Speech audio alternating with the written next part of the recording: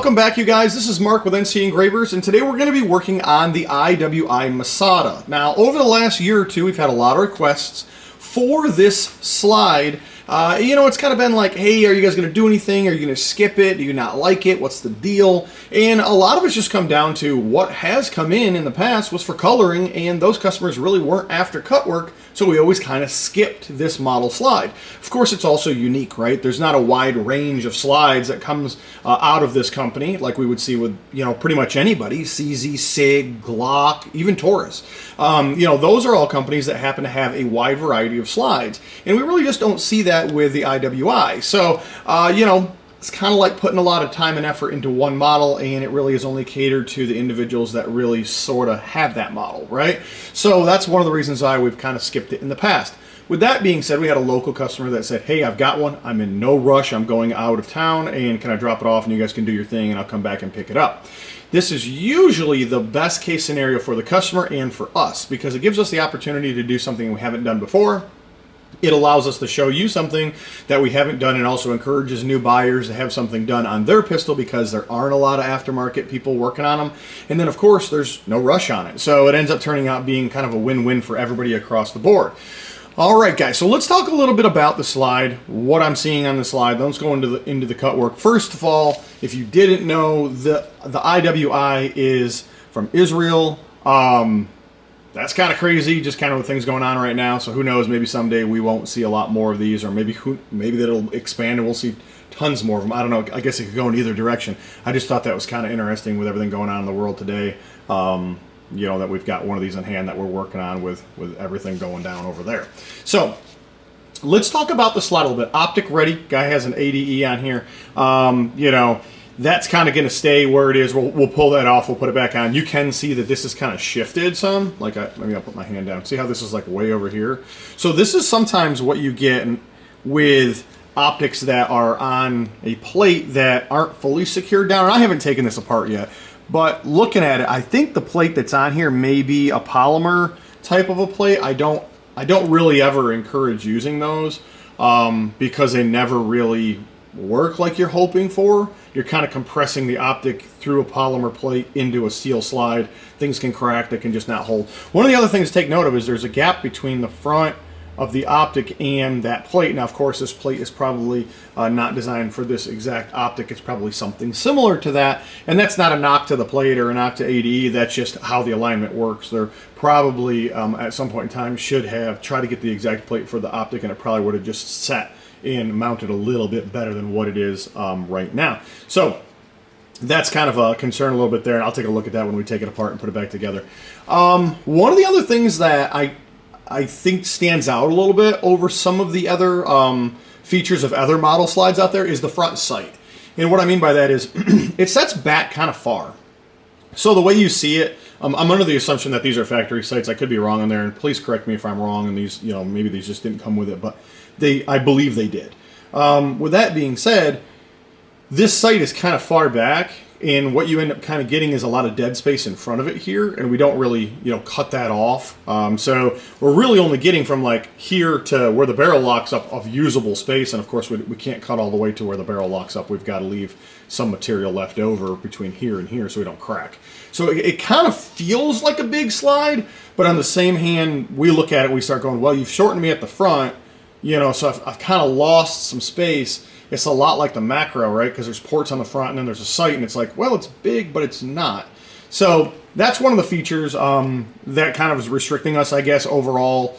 And, we're going to work around that. The other thing that we'll take note of is the front serrations, of course. Real thin front sidewalls here that we're seeing. And, of course, these slides have been out for a little while, so some of this stuff you might have already known. But fairly thin. We go from thick to taper into thin, which is not uncommon. We see that in a lot of other guns that are out on the market.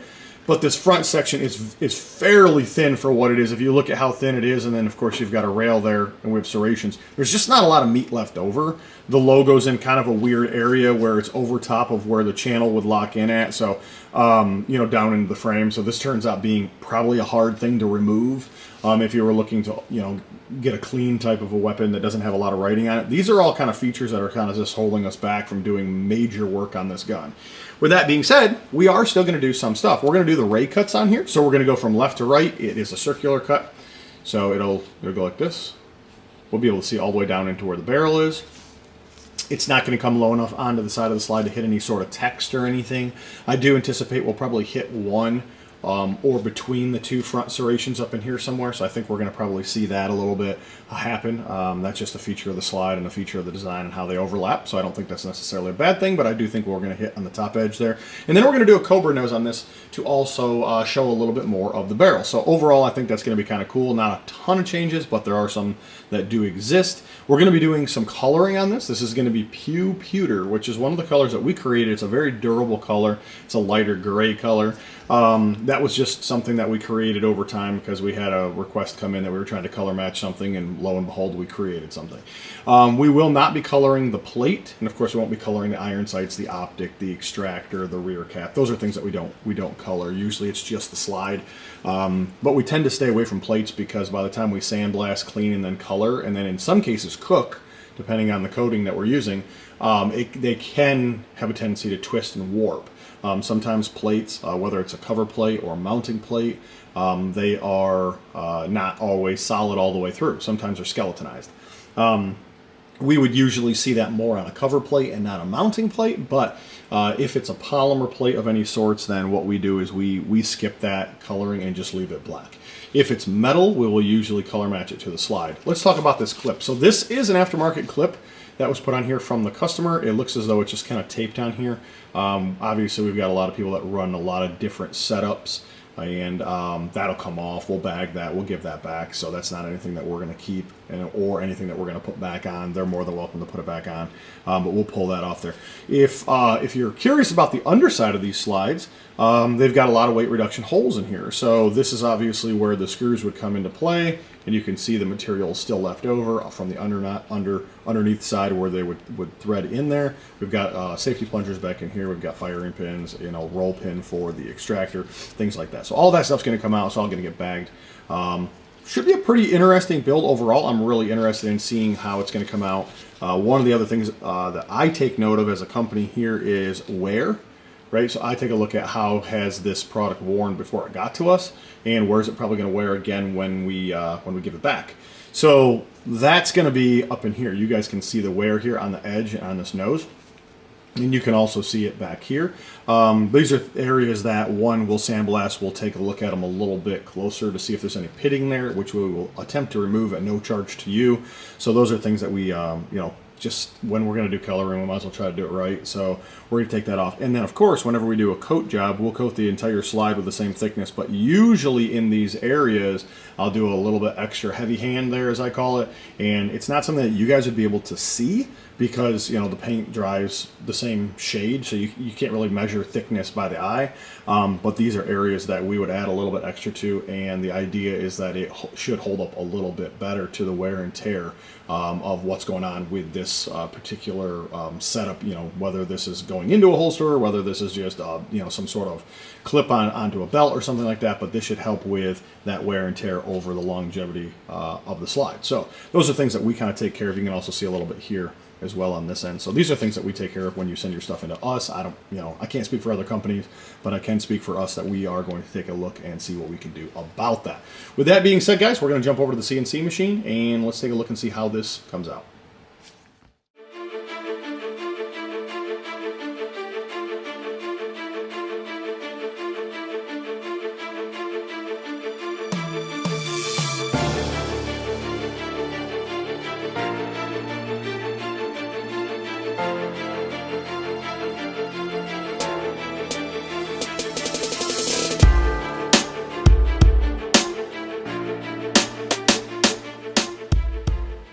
All right, guys, let's take a look and see exactly how it came out. Now that we are back together, we've added some color to the slide. I do have some additional thoughts on this overall. Let's first jump into the work that's been done, and then I want to go into some of the stuff we didn't discuss at the beginning of the video.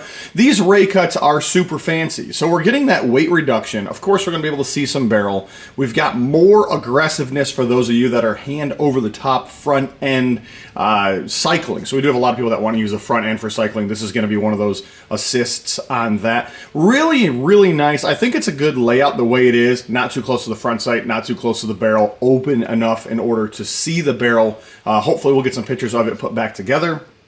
I think it's just a really nice setup. It doesn't come super far down the sides. It doesn't come into those serrations to a point of where it looks odd or has destroyed them at all. Then we've got the Cobra nose. Now the Cobra nose is a little bit different than anything we've done before. Now we've done a Cobra nose on a lot of different styles of slides, everything from a tapered nose on a P365 to some kind of crazy stuff on those FNs, just square noses like a Glock. But this one happens to be a little bit different. If you take a look at the sides, it's got a really wicked taper that comes in, and then what makes it kind of even a little bit more unique is it's rounded. So it doesn't even taper into where it's square at the end. We do see a lot of that taper, like I said, on some of those P365s and stuff, but they don't have this round, sort of curve at the front. So that kind of adds one more layer of complexity when we're talking about what's it going to look like when we do the work? What's it going to look like in the end? And that's always the big question if we've never done one before. Overall, I'm really happy with the way that it came out. I think we took the time and we built the design correct. Spent a lot of time making sure that things are proportionally spaced. We're not, destroying front serrations. We're not hitting text. We're not making too big of a Cobra nose or just kind of making things look odd. I do want to show you guys this side. This was the side that had a clip that was over here. Of course, we didn't put that back on. This is our pewter color. This is a custom color that we created. If I remember correctly, it just was one of those deals where somebody's trying to color match something. We created it and then we, started offering it. It is not a standard Cerakote color that you can just get off the shelf and anybody can apply. They would have to do a special ratio of colors in order to build this exact shade, I guess is the best way to say that. So obviously we have a lot of people that come to us just for this color. It is a unique color. Let's talk about this. It does say Masada 9 ORP-IWI USA, Middleton, PA, and then of course it does say IWI Israel at the end. So that's kind of a little bit of the text that we were missing and kind of wanted to just throw that in there. I want to talk to you guys a little bit more about the slide. Once I took it apart, I did, I guess a couple things came to mind that maybe I wanted to touch base on. One of those is the plate that's being used. So the plate that's being used for this optic is a Vortex Venom plate, and as you can see, and we may have discussed this at the beginning, there is a significant gap here between the optic and the plate up in the front. This plate does use pegs, which are on the left and right side, and those have somewhat sheared off because the plate itself is just a polymer plastic type of a plate. I don't ever recommend plates really unless they're steel.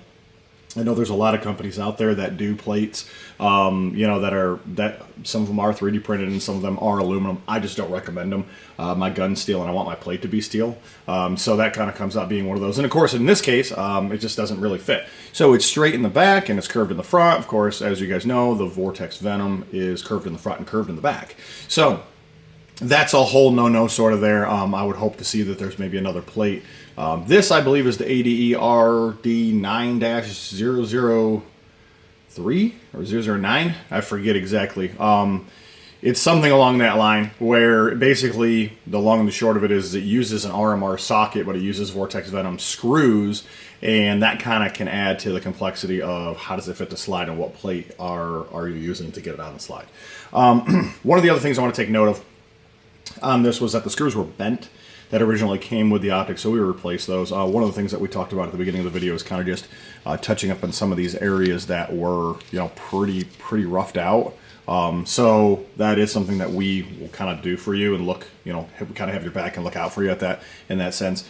We did the same thing here. We just changed the screws out so they're not bent. We've got lots of screws that are here. We've got quite a variety of stuff in the event that something's damaged or stripped or just isn't working right. We'll swap that out for you so you don't have to mess with that. Same thing goes with any of the internal parts. If there's a spring that's twisted sideways, if there's some sort of a a roll pin on a CZ that's got a pretty big clip in it, we'll let you know. If we've got it here, we might replace it, or we may say, hey, you might want to mail us one. We'll go ahead and put that that spring in, or whatever it is that needs to be replaced for you, because eventually you're going to have that problem. And if I've already got it taken apart, we don't charge for putting that stuff in, so it'd be wise to provide it. Let's talk about these iron sights. So they're a little bit too short. I'm under the impression that maybe if this is a Vortex Venom, they may be tall enough. I'm saying that really cautiously. I just don't know the answer to that question. Or they would maybe just need to be replaced with taller sights. What I can tell you is the front sight is an absolute pain to get in and out. It was very tight getting in and out. We've seen this on some of the other guns. They're not always a dovetail, but we've seen it on like some of the SAR 9s. When they come out, they are pretty much dead. They do not want to go back in.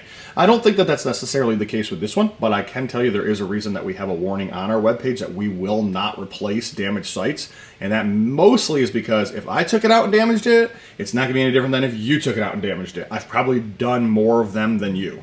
So with that being said, we've got correct tools. We've got certain processes and procedures on how to do that. And if it's going to break, it's going to break. What we're not going to do is replace it. So sometimes we do have to get to that point of like, maybe you want to provide a upgraded sight, or maybe you want to have a plan in the event something was to break. And in some cases, we will tell you what we would recommend as a replacement sight. This sight, I do not know exactly what fits this slot. If I was taking a stab at it without knowing, I'd say it's probably an FN or probably a SIG, just based off of how thin this front channel is. We see those on the Stoger, I believe, as well. So the front sight is kind of different than the rear sight, so you can't just pair up say a set of FN sights and they'll go in, or a set of SIG sights. That could be the case. I don't know. I haven't tested it, but it looks to me like the front would be an FN or a SIG. The back, I do not know. Not without taking it out and looking at it. I don't know what's going to fit in here. It may be it might be an M&P Pro Series sight. With it being that narrow, it's probably not a Glock. It looks a little bit wider than that. So just be cautious about it. Usually we don't break back sights. It's usually front sights if they just won't come out or don't want to go back in. We were able to get it back in. It's a nice setup. However, those accidents do happen sometimes, right? So, and sometimes we've got customers that try to take them out and they say, no, we're not going to do this, and they've kind of cracked it, and then I get it, and then I bust it, and it's kind of like, this is why we don't replace sights when there's way too many variables of of things that can happen here. Guys, I want to talk about something else real quick. I would encourage that you follow us on Instagram and Facebook. We've got a couple other videos that are in the works, and they are wild and nothing like you've ever seen before. And I'll say that on two builds. So we've got one that's an MC9 coming up. It's a Canic, and that we're testing out some final things right now on that design. Before we cut the real one, and of course we'll film it. And then we've got a build for myself, and mine don't have budgets and there are no boundaries, so of course it's weird. Now, one of the things that I will tell you about both of these builds is that they're not our typical cut style. I know you're like, what does that mean? We do discuss it in the video, what that means and how that's going to go. Trust me, it's not anything you're going to want to miss. It's going to be very, very unique to what you've seen before. It's a totally different way in which we're creating the code and running the code and getting results off the machines. So very interesting. We haven't posted anything on it just yet. So there's nothing to see exactly, but it should be pretty cool. So guys, if you need anything, let us know. We'll be happy to answer any of those questions, and we'll go from there.